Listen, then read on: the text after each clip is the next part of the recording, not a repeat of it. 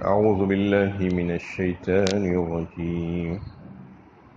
بسم الله الرحمن الرحيم وإن تعدوا نعمة الله لا تحصوها إن الله لغفور رحيم اگر تم اللہ کی نعمتوں کو گننا چاہو تو گن نہیں سکتے۔ بلا شبہ اللہ بہت بڑا بخشنے والا، بڑی رحمت والا ہے۔ اس سورہ نحل کی 18 نمبر کی آیت ہے۔ اس سے گزشتہ 2 رکوعوں سے تقریباً شروع سورت سے ہی اللہ تعالیٰ اپنی ان نعمتوں اور احسانات کا تذکرہ فرما رہے ہیں، ان تمام لوگوں کے لیے جو اللہ تعالیٰ کے ساتھ شرک کرتے ہیں، تو ان لوگوں کے لیے جو آخرت کے منکر ہیں،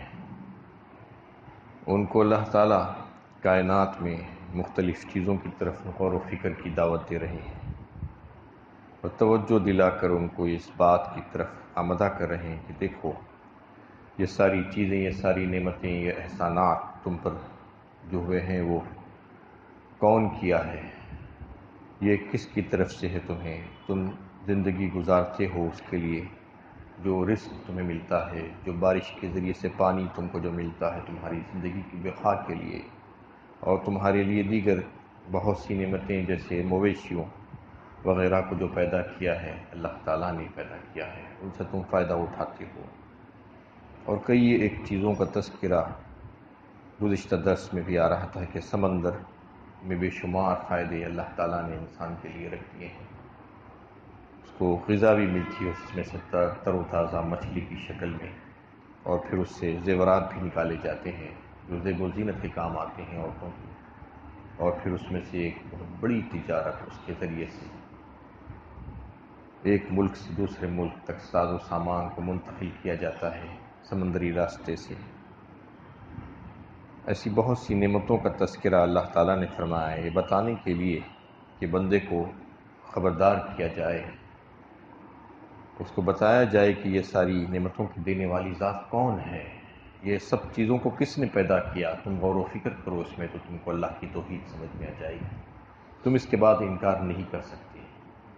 اگر تم اس میں غور و فکر نہیں کرو گے، ایسے ہی گزر جاؤ گے اس کے اوپر سے اور وہ ساری نعمتوں کو حاصل کرتے جاؤ گے، تو زندگی بھر تم اس بات کا اقرار نہیں کر سکتے، یہ بات کو سمجھ ہی نہیں سکتے۔ اس لیے غور و فکر کے لیے مسلسل دعوت دی جاتی ہے انسانوں کو کہ تم دیکھو تو صحیح، غور تو کرو، توجہ تو دو ان چیزوں کی طرف، کیونکہ جب کوئی اس بات کا اقرار کرتا ہے کہ واقعی میں مجھے کسی نے کچھ دیا ہے، میرے اوپر کچھ احسان کیا ہے، تو پھر وہ اس کی طرف متوجہ ہوتا ہے، اس کا احسان مانتا ہے،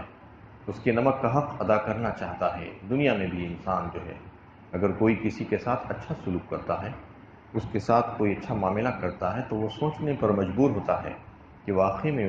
اس انسان نے میرے ساتھ اچھا کیا، تو میں اس کے ساتھ کس طریقے سے اچھا برتاؤ کروں، اس کی بات کس طریقے سے مانوں۔ یہی اللہ تعالیٰ چاہتے ہیں، انسان کی فطرت میں جو یہ بات ہے کہ وہ احسان کو ماننا، تو احسان کب مانے گا؟ جب وہ سمجھے گا کہ احسان ہے، جب وہ سمجھ لے گا کہ یہ نعمتیں مجھ کو دینے والی ذات کوئی ہے، تو پھر اس کی بات کو مانے گا۔ یہی اللہ تعالیٰ چاہتے ہیں کہ تم ساری نعمتوں کو استعمال کرو، لیکن اس بات کو تسلیم کرو کہ یہ نعمتوں کے دینے والے کون ہیں، تم اس کا شکر ادا کرنے کی کوشش کرو۔ اس میں بتایا گیا ہے کہ اتنی نعمتیں بے شمار نعمتیں ہیں، انسان صرف اپنی غذا کی طرف توجہ دے کہ ایک نوالا وہ جو اٹھاتا ہے اپنی غذا کے طور پر، تو اس میں کتنی چیزیں ملی ہوئی ہیں، اللہ تعالیٰ نے اس میں کیسی کیسی چیزوں کو شامل فرمایا ہے، زمین و آسمان کو کام پہ لگایا اور دنیا بھر کی چیزوں کو اس میں ملا دیا، اور پھر سورج اور چاند سے جو ہے کوئی استعمال کرتے ہوئے اس کو جو ہے ان کے پھلوں اور دیگر نباتات کو پکنے کا انتظام کیا، اور پھر کئی ایک مرحلوں سے گزرتے ہوئے ہواؤں اور فضاؤں کو اس کے لیے سازگار کیا، تو جب کہیں جا کر اس کے منہ میں ایک لقمہ پڑا تو یہ کس نے دیا، یہ سوچ لے اگر انسان، تو پھر وہ جو ہے اللہ تعالیٰ کا شکر ادا کیے بغیر رہ ہی نہیں سکتا۔ تو یہ اللہ تعالیٰ بندے سے کروانا چاہتے ہیں کہ تم تم نعمتوں کو دیکھو، کتنی نعمتیں تم کو ملی ہے۔ اس آیت میں فرمایا جا رہا ہے کہ اتنی نعمتیں کہ تم اس کا شکر کیا ادا کرو گے، تم اس کو شمار بھی نہیں کر سکتے، اتنی نعمتیں ہیں تمہاری زندگی میں۔ پیدائش سے لے کر پیدائش سے پہلے جب تم نے کچھ بھی نہیں مانگا تھا، تم کچھ مانگ بھی نہیں سکتے تھے ماں کے پیٹ میں، تم کو کس طریقے سے درجہ بدرجہ اللہ تعالیٰ نے ایک بہترین جیتا جاگتا خوبصورت حسین انسان بنا کر پیدا کر دیا، اور پھر اس کے بعد کتنی نعمتیں تم کو دیتے آیا ہے، تو اس کو تم شمار نہیں کر سکتے، تو شکر کیا ادا کرو۔ بس اس بات کو تسلیم کر لو کہ یہ ساری نعمتیں دینے والی ذات میرے اللہ کی ہے، میرے رب کی ہے، بس تمہارے لیے یہی کافی ہو جائے گا۔ ان اللہ لغفور الرحیم، بلا شبہ اللہ بہت بڑا بخشنے والا اور بڑی رحمت والا ہے۔ مطلب یہ ہے کہ تم سے اگر کوئی گناہ ہو جائے اور تم سے کوئی خطائیں ہو جائے اور قصور ہو جائے، تو تم کو چاہیے کہ تم اپنے رب سے رجوع ہو، اس سے معافی مانگے۔ وہ تمہیں دعوت دے رہا ہے کہ اس کی نعمتوں کے قدردان بن کر اسی کی طرف تم رجوع کرو، اس سے بخشش طلب کرو، اس کی طرف لپکو، وہ بڑی رحمت والا ہے۔ اس لیے وہ چاہتا ہے کہ تم اس سے بندگی کا تعلق قائم کرو، اس کی آغوش رحمت میں آ جاؤ، تو وہ تمہیں معاف کرنے کے لیے، بخشنے کے لیے تیار ہے۔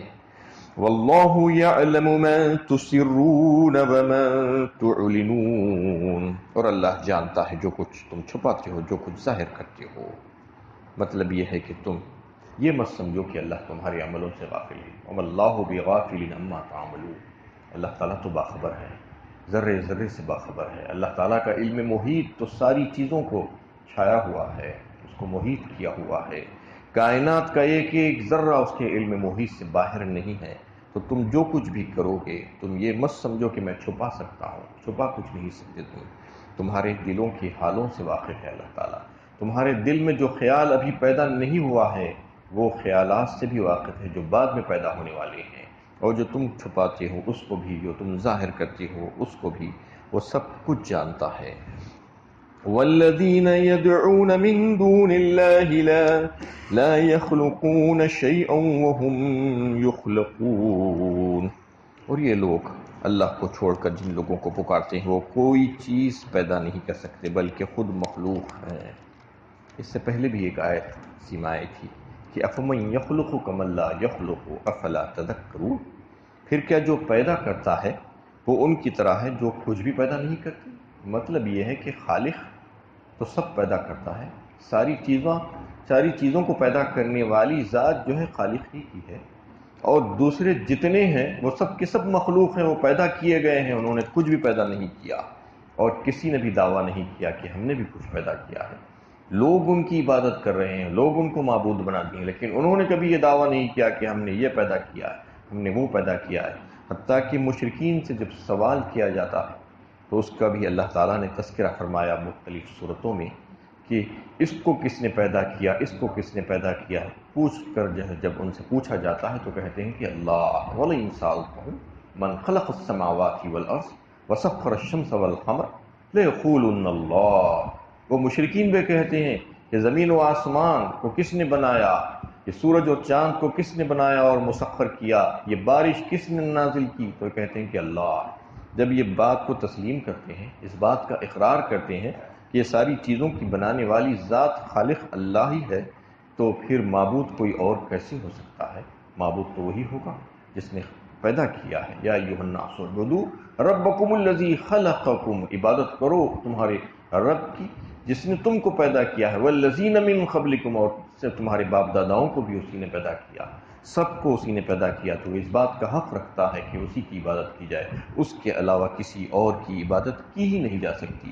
جتنے آپ کو نظر آ رہے ہیں وہ سب کے سب مخلوق ہیں، خالق تو ایک ہی ہے۔ یعنی جب یہ ناقابل انکار حقیقت ہے کہ ساری نعمتیں اللہ ہی کی پیدا کردہ اور عطا کردہ ہے، تو اس کا درجہ الہ کا درجہ ہوا، لیکن جن کا تخلیق میں کوئی حصہ ہی نہیں ہے بلکہ خود مخلوق ہیں، ان کا درجہ الہ کا کیسے ہو سکتا ہے؟ یہ سراسر نامعقول اور عدل و انصاف کے خلاف بات ہے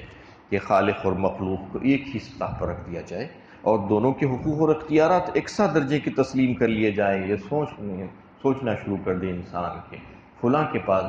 پاس بھی اختیارات ہیں، کیسے ہو سکتے ہیں؟ اللہ تعالیٰ نے کسی کو کچھ اختیار نہیں دیا ہے، سارے اختیارات اللہ ہی کے پاس ہیں، اللہ تعالیٰ ہی نے پیدا فرمایا ہے، اور سارے انتظامات اور تدبیریں بھی وہی کرتا ہے۔ یدبر الامر من السماء الی الارض، آسمانوں سے لے کے زمین تک تدبیریں اسی کی ہیں، کسی اور کی نہیں ہیں، کسی کو بھی اس نے کچھ بھی اختیار نہیں دیا ہے۔ اور کسی کو یہ خالق کا درجہ گھٹا کر دوسروں کو، مخلوقات کو اس کی سطح پر لایا جائے، کس طریقے سے نامعقول بات ہے۔ مشرکین کی اصل گمراہی یہی ہے کہ وہ خالق اور مخلوق میں تمیز نہیں کرتے، اور خالق کی صفات اور اس کے حقوق اور اس کے اختیارات میں مخلوق کو شریک ٹھہراتے ہیں۔ بت پرستی ہو یا بزرگ پرستی، دونوں برابر ہے۔ کوئی یہ نہ کہے کہ بت پرستی خراب ہے لیکن بزرگ پرستی تو کی جا سکتی ہے، نہیں، کسی کی بھی پرستی نہیں کی جا سکتی۔ پرستش اور عبادت کے لائق ذات صرف اور صرف اللہ ہی کی ہے۔ تم جن جن کی عبادت کرتے ہو وہ تو کمزور بندے ہیں، جیسا کہ اسی آیت میں فرمایا گیا اور دیگر مقامات میں بھی۔ سورہ حج میں بھی اللہ تعالیٰ نے فرمایا ان الذین تدعون من دون اللہ لن یخلقوا ذبابا ولو اجتمعوا له وان یسلبهم الذباب شیئا لا یستنقذوه منه ضعف الطالب والمطلوب۔ 17ویں پارے میں اللہ تعالیٰ نے فرمایا کہ جو تم جن جن کو پکارتے ہو اللہ کو چھوڑ کر، وہ تو ایک مکھی کو بھی پیدا نہیں کیے ہیں، اور انہوں نے مکھی کو پیدا کرنا تو دور کی بات، مکھی ان کے پاس سے کوئی چیز لے کر اڑا جائے تو اس کو وہ کھینچ کر واپس بھی نہیں لا سکتے۔ ضعف الطالب والمطلوب، سب کے سب کمزور، جس سے مانگا جا رہا ہے وہ بھی کمزور اور جو مانگ رہے ہیں وہ بھی کمزور۔ ان الذین تدعون من دون اللہ عباد امثالکم فادعوہم فلیستجیبوا لکم ان کنتم صادقین۔ سورہ اعراف 9ویں پارے میں اللہ تعالیٰ نے اور مزید اس کی وضاحت کرتے ہوئے فرمایا کہ تم جن کی عبادت کرتے ہو، جن کو پکارتے ہو اللہ کے علاوہ، وہ بھی تمہارے جیسی مخلوق اور انسان ہی تو ہے۔ ان الذین تدعون من دون اللہ عباد امثالکم فادعوہم فلیستجیبوا لکم، تو پکارو چاہیے کہ ان کو، تاکہ ان کی تمہاری وہ پکار کی جواب دے۔ اگر تم سچے ہو تو بتاؤ کیا وہ تمہاری پکار کا جواب دے سکتے ہیں؟ تمہاری دعاؤں کو قبول کر سکتے ہیں؟ تمہاری حاجتیں پوری کر سکتے ہیں؟ ایسا نہیں ہے۔ اگر تم سچے ہو تو یہ کر کے دکھلا دو۔ تو اس میں اس بات کو بتایا گیا کہ اللہ کو چھوڑ کر جن جن کو پکارا جاتا ہے وہ سب کے سب مخلوق ہے، اللہ تعالیٰ کی عاجز اور کمزور اور بے بس مخلوق ہے۔ خالق تو ایک ہی ہے جس کے پاس سارے اختیارات ہیں، وہ غنی ہے، وہ دینے کے لیے تیار ہے، وہ قادر مطلق ہے، وہ سب کچھ دے سکتا ہے۔ اموات غیر احیاء وما یشعرون ایان یبعثون، وہ مردہ ہے نہ کہ زندہ، اور انہیں یہ بھی نہیں معلوم وہ کب اٹھائے جائیں گے۔ یہاں پر اللہ تعالیٰ نے ان کا تذکرہ فرمایا کہ جن کو اللہ کے علاوہ پکارا جاتا ہے یہ کون ہیں؟ مراد وہ گزری ہوئی شخصیتیں، وہ بزرگ، وہ فوت شدہ صالحین جن کو مشرکین حاجت روائی کے لیے پکارتے تھے، ان سے فریادیں کرتے، دعائیں مانگتے اور ان کو اللہ کی حضور اپنا سفارشی ٹھہراتے۔ یہاں ان کے اسی شرک کی تردید کرتے ہوئے فرمایا کہ وہ اول تو زندہ نہیں ہیں کہ تمہاری فریاد سن سکیں، کیونکہ وہ کبھی کے دنیا سے رخصت ہو چکے ہیں۔ کیونکہ دنیا سے جانے کے بعد اللہ تعالیٰ نے ایک ایسا نظام بنایا ہے کہ ایک برزخ جسے کہا جاتا ہے، پردہ اور حجاب جسے کہا جاتا ہے، وہ آ جاتا ہے درمیان میں، دنیا اور آخرت کے درمیان کا حصہ۔ تو اس میں جانے کے بعد یہاں سے جب گزر جاتا ہے کوئی تو پھر ادھر چلے جاتا ہے، ادھر سے ادھر نہیں آ سکتا، دنیا سے اس کا کوئی تعلق برقرار نہیں رہتا، چاہے وہ کوئی ہستی کیوں نہ ہو۔ دنیا سے جانے کے بعد اس کو دنیاوی زندگی نصیب نہیں ہوتی، ہاں برزخ کی زندگی کیسی ہے اس کا شعور نہیں ہے۔ اس میں اس کے بارے میں جو ہے رائے کا اظہار کرنا نہیں چاہیے، کیونکہ اللہ تعالیٰ ان کو برزخی حیات کیسی دیے ہیں، اللہ تعالیٰ خود فرماتے ہیں کہ تمہیں علم نہیں اس کا، تمہیں شعور نہیں ہے۔ لیکن یہ بات تو طے ہے کہ دنیاوی زندگی تو ان کی ختم ہو چکی ہے، وہ ہمارے سامنے نہیں ہے، وہ حاضر نہیں ہے، وہ آ کر ہماری کچھ مدد نہیں کر سکتے ایک زندہ انسان کی طرح۔ تو پھر ان کو مدد کے لیے پکارنا اور ان کو حاجت روائی کے لیے پکارنا اور یہ سمجھنا کہ وہ زندہ ہیں، تو اللہ تعالیٰ فرما رہے ہیں زندہ نہیں ہیں، وہ مر چکے ہیں۔ اموات غیر احیاء، اور یہ صادق انہی لوگوں پر آتا ہے جو انسان ہیں، جو پتھر کے بت ہیں وہ تو بے شعور ہیں، بے جان ہیں، ان کے لیے یہ بات نہیں ہو سکتی، اس لیے کہ آیت کے اگلے حصے میں جو بات آئی ایان یبعثون، انہیں نہیں معلوم وہ کب اٹھائے جائیں گے۔ پتھروں سے یہ نہیں کہا جا سکتا کہ کب اٹھائے جائیں گے، یہ تو انسانوں ہی سے کہا جا سکتا ہے، اس لیے کہ انسانوں کو اس بات کا علم ہونا یا نہ ہونا یہ بات طے ہے، لیکن انسانوں کے علاوہ جو بے جان مخلوقات ہیں ان کو اس بات سے کیا لینا دینا ہے کہ قیامت کب قائم ہوگی اور انہیں قبروں سے کب اٹھایا جائے گا، کیونکہ کسی کو علم نہیں ہے قیامت کے قائم ہونے کا، حتیٰ کہ سید الانبیاء کو بھی۔ کئی ایک احادیث سے یہ بات ثابت ہوتی ہے، قرآن کی کئی ایک آیتیں جو ہے اس بات پر دلالت کرتی ہے کہ قیامت کے بارے میں، دوبارہ اٹھائے جانے کے بارے میں کسی کو علم نہیں ہے۔ تو یہ نہیں کہا جا سکتا کہ ان کو یہ معلوم تھا اور وہ ہماری مشکل کشائی اور حاجت روائی کر سکتے ہیں، جب ان کو خود یہ بات نہیں معلوم کہ انہیں کب اٹھایا جائے گا اور ان سے حساب کتاب کب لیا جائے گا، تو پھر وہ دوسروں کے بارے میں کیا سفارش کر سکتے ہیں اب سے؟ ہاں،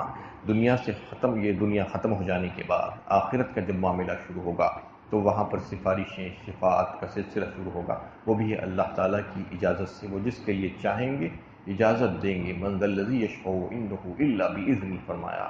اور جس کے لیے نہیں چاہیں گے کوئی کسی کی سفارش نہیں کر سکے گا، اور جس کے لیے پسند فرمائیں گے اسی کو اجازت ہوگی اور اسی سے جو ہے سفارش کرائی جا سکتی ہے، ہر ایک کے لیے ممکن نہیں ہے۔ تو یہاں پر دنیا کے معاملات میں تو جو ہے جو لوگ یہاں سے گزر گئے ہیں ان کے لیے کہا جا رہا ہے کہ وہ تو مردہ ہیں، مر چکے ہیں، ان کو شعور نہیں ہے، حتیٰ کہ اس بات کے بارے میں بھی انہیں شعور نہیں ہے کہ قیامت میں انہیں کب اٹھایا جائے گا۔ جب حاجت روائی کے لیے تو سب سے پہلے اس علم غیب کی ضرورت ہے جس کی بنا پر ہر شخص کا حال معلوم کر سکتا ہے، اس کی پکار سنی جا سکتی ہے۔ یہ علم اللہ کی خاص صفت ہے، علم الغیب، کہ وہ جانتا ہے کہ کون کیا چاہتا ہے، کون کیا مانگ رہا ہے، کس کو کیا حاجت ہے، اس کا کوئی شریک نہیں ہے اس میں۔ وفات پائے ہوئے انسانوں کو خدا کی طرح حاضر و ناظر سمجھنا اور یہ سمجھنا کہ وہ بھی ہمارے بارے میں جانتے ہیں، ہم ان سے دعائیں کرتے ہیں تو وہ سن لیتے ہیں اور ہماری سفارش کرتے ہیں، یہ بالکل غلط ہے، یہ شرک کی جڑ ہے۔ واضح رہے کہ مشرکین عرب اگرچہ کہ زندگی بعد موت کے قائل نہ تھے، لیکن جن گزری ہوئی شخصیتوں سے انہیں عقیدت تھی، ان کے بارے میں وہ سمجھتے تھے کہ ان کی روحیں خدائی نظام میں دخیل ہیں، وہ ہماری فریاد کو پہنچ سکتی ہیں، ہماری قسمتوں پر اثر انداز ہو سکتی ہیں، وہ اللہ کے حضور ہماری سفارشی ہے اور ان کے واسطے اور وسیلہ اختیار کر کے اللہ سے ہم قریب ہو سکتے ہیں۔ اس لیے حاجت روائی کے لیے ان کو پکارنے اور ان کی مدد مانگنے میں کوئی حرج نہیں ہے، مگر قرآن نے اس پورے تصور ہی کو باطل قرار دے دیا ہے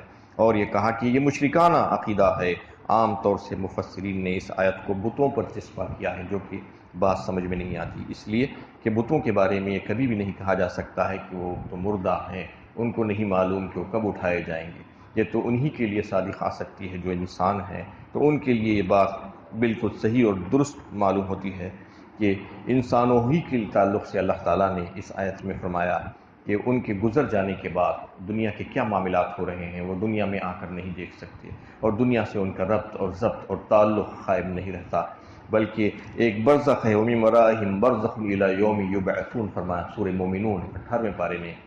اللہ تعالیٰ نے کہ ان کے پیچھے ایک برزخ لگا دی گئی ہے، ایک پردہ اور ایک آڑ لگا دی گئی ہے، إِلَىٰ یَوْمِ یُبْعَثُونَ اس وقت تک جب تک کہ اٹھائے نہ جائیں گے، اس کے بعد پھر ملیں گے لوگ آخرت میں، لیکن اس سے پہلے تک دنیا کی زندگی سے گزر جانے کے بعد آخرت کی زندگی سے پہلے یہ دونوں زندگیوں کے درمیان کا جو حصہ ہے وہ حصے میں برزخ لگا دی گئی ہے، چاہے وہ خبر کی صورت میں ہو چاہے اور کوئی صورت میں ہو، وہ برزخ ہمیشہ برقرار رہے گی اور یہاں سے جانے والا واپس پلٹ کر نہیں آئے گا اور آ کر کسی کی خیریت دریافت نہیں کر سکے گا اور کسی کے ساتھ اس کا تعلق قائم نہیں رہ سکے گا۔ اللہ تعالیٰ سے دعا ہے کہ اللہ تعالیٰ ہمیں صحیح علم و عمل کی توفیق عطا فرمائے۔